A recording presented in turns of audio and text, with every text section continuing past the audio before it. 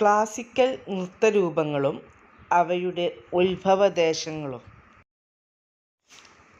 Bharatanatyam Tamil Nadu, Kathakali Keralam, Mohiniyattam Keralam, Kathak Uttar Pradesh, Manipuri Manipur, Kuchipudi Andhra Pradesh, Odissi Odisha, Sattriya Assam.